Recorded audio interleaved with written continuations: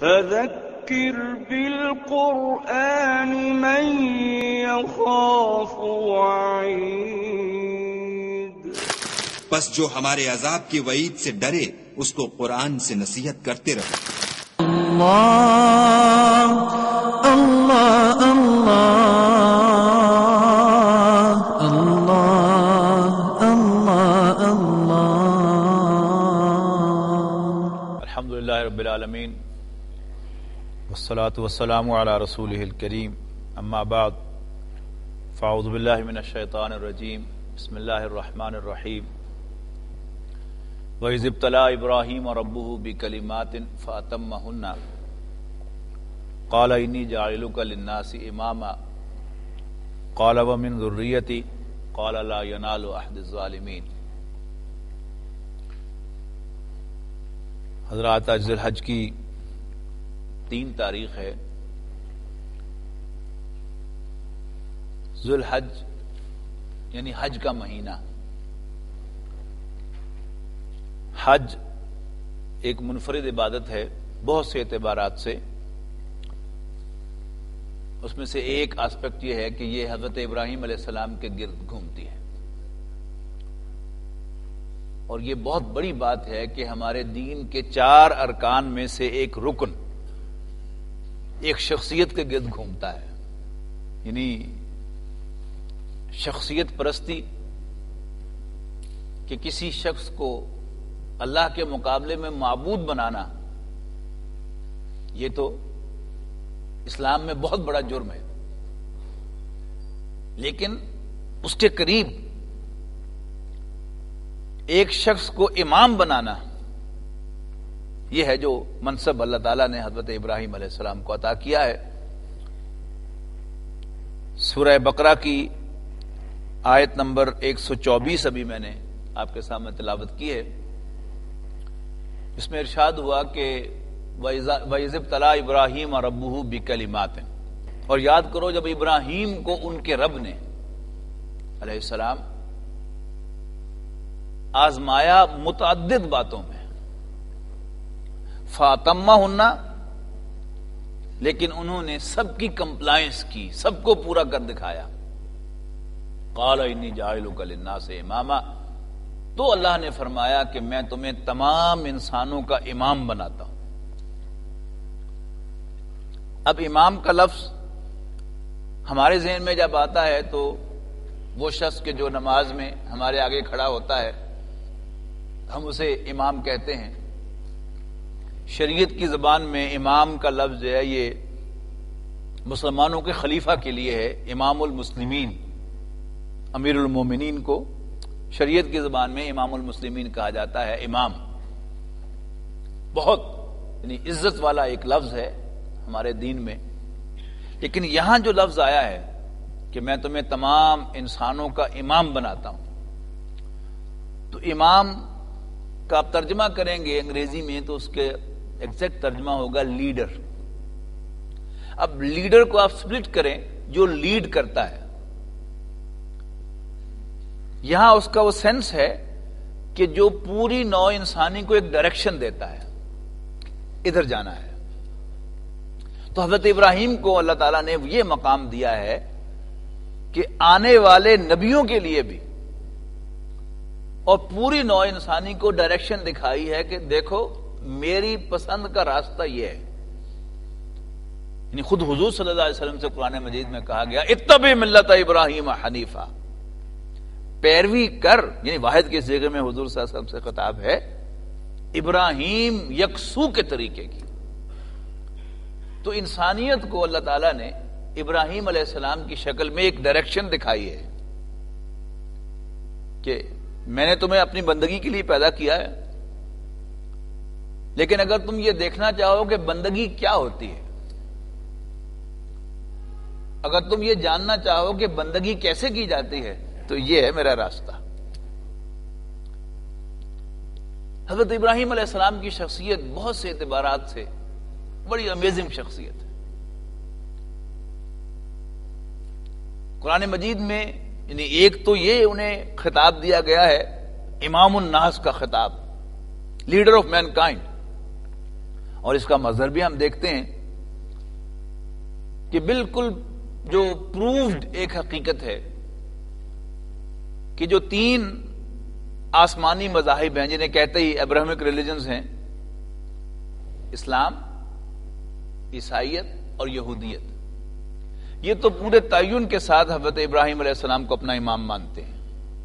یہ قرآن مجید میں ابھی میں نے آپ کو آیت سنا دی، مسلمانوں کے لیے تو یہی حرف آخر ہے کہ میں تمہیں تمام انسانوں کا امام بناتا ہوں، اور رسول اللہ صلی اللہ علیہ وسلم نے واقعتاً انہیں امام کی حیثیت دی ہے، اور ہماری 4 عبادات میں سے ایک عبادت انہی کے گرد گھومتی ہوئی نظر آتی ہے، تو امام تو ہو گئے.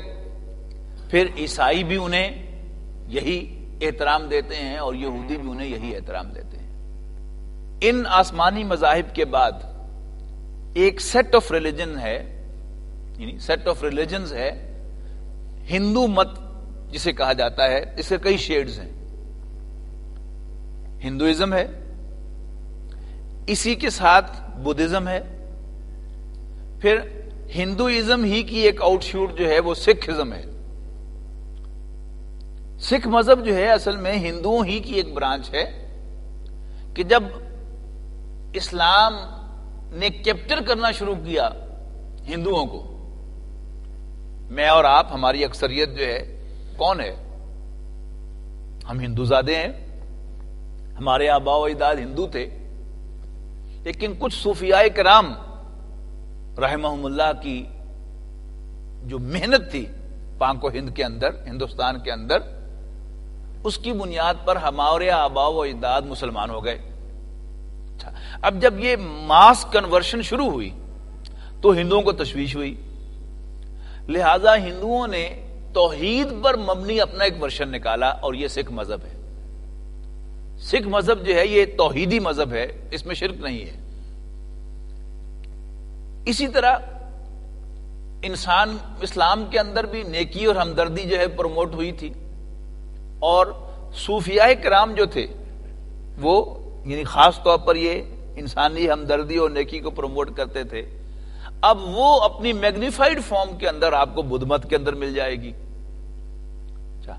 پھر ہندوؤں کے ہاں ایک ان کا اوتار ہے برہما. مولانا مناظر حسن گیلانی رحمۃ اللہ علیہ کی رائے یہ ہے کہ یہ حضرت ابراہیم علیہ السلام ہی کا بگڑا ہوا نام ہے، اور ہندو بھی در حقیقت حضرت ابراہیم علیہ السلام کو اپنا امام مانتے ہیں ان دیٹ سینس. تو واقعتاً حضرت ابراہیم علیہ السلام کی حیثیت جو ہے امام الناس کی ہے. ویسے تو اللہ تعالیٰ اپنے جس بندے کو چاہے جو مرضی مقام دے دے، اسے کوئی چیلنج نہیں کر سکتا، لیکن یہاں یہ معلوم ہوتا ہے کہ باقاعدہ حضرت ابراہیم علیہ السلام یعنی پروو ٹو بی ون کہ جسے یہ اعزاز بخشا جائے. فرمایا کہ ہم نے ابراہیم کو ان کے رب نے کئی باتوں میں آزمایا، فاتمہن، اور اس نے ان سب کو پورا کر دکھایا. تو اللہ نے فرمایا کہ میں تمہیں تمام انسانوں کا امام بناتا ہوں. پھر کسی بھی کلاس میں جہاں 50-60 طالب علم ہیں، کوئی طالب علم اپنی پسند کے کلاس فیلو کو دوست بناتا ہے، یعنی باقی سب جو ہیں وہ صرف کلاس فیلوز ہوتے ہیں، لیکن کوئی 1-2 جو ہیں وہ ان کو دوست بناتا ہے. کسی بڑے ادارے میں بہت سے لوگ کام کرتے ہیں، باقی سب جو ہیں وہ کولیگز ہوتے ہیں، لیکن کوئی ایک آدھ جو ہے وہ دوست ہوتا ہے. تو اللہ تعالیٰ نے نوع انسانی میں ایک ہی شخص کو یہ اعزاز بخشا ہے کہ جسے اللہ کہے کہ یہ میرا دوست ہے، اور وہ حضرت ابراہیم علیہ السلام ہے. بڑے واضح الفاظ میں قرآن مجید میں ارشاد ہے وَاتَّخَذَ اللَّهُ إِبْرَاهِيمَ خَلِيلًا، اور ابراہیم کو تو اللہ نے دوست بنا لیا. واہ واہ، یعنی اللہ تعالیٰ کا چوائس، اللہ تعالیٰ کا فیورٹ وہ کون ہے؟ وہ ابراہیم ہے علیہ الصلوۃ والسلام. حضرت ابراہیم علیہ السلام ایک مشرک گھرانے میں پیدا ہوئے، بت پرست گھرانے میں. حضرت ابراہیم کے والد آزر تھے، یعنی بائبل میں ان کا نام تارے آیا ہے، لیکن قرآن مجید نے ان کے باپ کو آزر کہا ہے. اب اس میں دو انداز ہیں سوچنے کے. ہمارے کچھ مہربان تو ایسے ہیں کہ جو قرآن مجید کے اس نام کو چھوڑ کر کہتے ہیں کہ نہیں، یہ جو آزر تھا یہ چچا تھا، ان کا باپ تارے تھا. لیکن ان دونوں کو اگر ملانا بھی چاہیں تو اس کے یعنی ریکنسائل کرنے کی صورت یہ ہو سکتی ہے کہ اس کا نام تارے تھا لیکن اس کا آفس، اس کا منصب جو تھا وہ آزر تھا. یعنی آزر ایسے ہی سمجھیں کہ جیسے ہماری مسجد کا جو بھی ریلیجیس ہیڈ ہے اسے آپ مولوی یا امام کہتے ہیں، عیسائیوں کا جو بھی چرچ کا ہیڈ ہوتا ہے اسے آپ پریسٹ کہتے ہیں، یہودیوں کا جو بھی بڑا ہوتا ہے اسے آپ ربائی کہتے ہیں، ہندوؤں کا جو بڑا ہوتا ہے اسے آپ پنڈت کہتے ہیں. تو ایسے ہی وہ بت خانے کا جو انچارج تھا اسے آزر کہا جاتا تھا. تو حضرت ابراہیم کا باپ جو تھا وہ آزر تھا، یعنی بت پرستوں کا ہیڈ تھا، ان کا لیڈر تھا. اس گھرانے میں حضرت ابراہیم علیہ السلام پیدا ہوئے. اب حضرت ابراہیم علیہ السلام فطری طور پر موحد تھے. حضرت ابراہیم علیہ السلام کو اللہ تعالیٰ نے جہاں اور بہت سے اوصاف حمیدہ سے نوازا تھا، ان کا ایک خاص وصف جو قرآن مجید میں نظر آتا ہے جس کو میں بہت اپریشیٹ کرتا ہوں، وہ ہے he knew how to make his point. یعنی اپنی بات کو پروو کرنا، یہ اللہ تعالیٰ نے خاص انہیں صلاحیت عطا کی تھی کہ وہ اپنی بات کو ثابت کرتے تھے بالکل ڈیمونسٹریٹ کر کے. بالکل آغاز میں انہوں نے لوگوں کو یہ بتایا، ان کی قوم آتش پہ کواکب پرست تھی، یعنی ستاروں کی، سیاروں کی پوجا کرتی تھی، سورج اور چاند کی.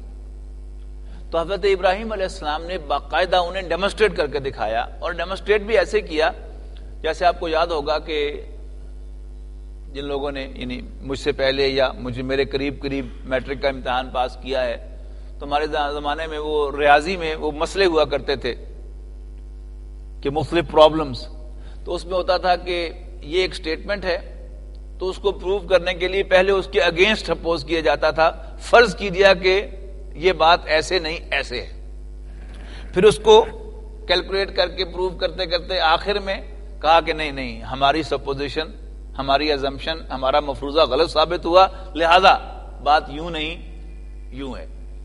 تو ایسے ہی حضرت ابراہیم علیہ السلام نے یعنی بظاہر ایک غلط سٹیٹمنٹ جو ہے اس کو فرض کیا اور ثابت کیا کہ نہیں یہ ٹھیک نہیں ہے. ستارہ جو ہے وہ چمکا رات کو، تو ان لوگوں سے کہا کہ واہ ویری گریٹ، امیزنگ، میرا خیال ہے کہ یہی میرا خدا ہے. اور جب وہ تارا غائب ہو گیا، انہوں نے کہا نا I'm sorry، ڈوبنے والوں کو سے نہیں میں پیار کر سکتا. پھر چاند نکلا رہا اور بہت بڑا اور خوب روشن تھا. انہوں نے کہا اچھا پرہیپس یہ میرا خدا ہے. اور جب چاند بھی ڈوب گیا، انہوں نے کہا نا یہ میرا خدا نہیں ہو سکتا. پھر سورج دن کو نکلا، انہوں نے کہا یہ سب سے بڑا ہے، اچھا یہ ہوگا میرا خدا. اور جب شام کو سورج بھی ڈوب گیا تو انہوں نے کہا کہ نہیں، انی وجہت وجہی للذی فطر السماوات والارض حنیفا، کہ میں تو پوری طرح متوجہ ہوتا ہوں اس کی طرف کہ جس نے زمین و آسمان کو پیدا کیا. وما انا من المشرکین، اور میں اس کے ساتھ کسی کو شریک ٹھہرانے کے لیے تیار نہیں. یعنی توحید کو گویا انہوں نے ڈیمونسٹریٹ کیا لوگوں کے سامنے. یہ نہیں ہو سکتا. ان کی قوم چونکہ بتوں کو پوجتی تھی، بالا انہی ستاروں کے انہوں نے بت بنائے ہوئے تھے. اور بت خانے کے اندر ایک بڑا بت تھا، یعنی سے وہ سورج کے نام کا بت ہے، پھر ایک چھوٹا بت ہے جو چاند کے نام کا بت ہے، پھر مختلف ستاروں کے نام کے بت پڑے ہوئے ہیں. اور یہ دھندا جو ہے وہ جیسے آج ہے، ہمیشہ سے رہا ہے کہ لوگ جو ہیں بتوں کے نام کے کچھ چڑھاوے جب چڑھاتے ہیں، کھانے پینے کی چیزیں لا کر ان کے سامنے پیش کی جاتی ہیں. اب حضرت ابراہیم علیہ السلام نے کیا خوبصورت انداز میں اپنی قوم پر یہ ثابت کیا کہ یہ کسی کام کے نہیں.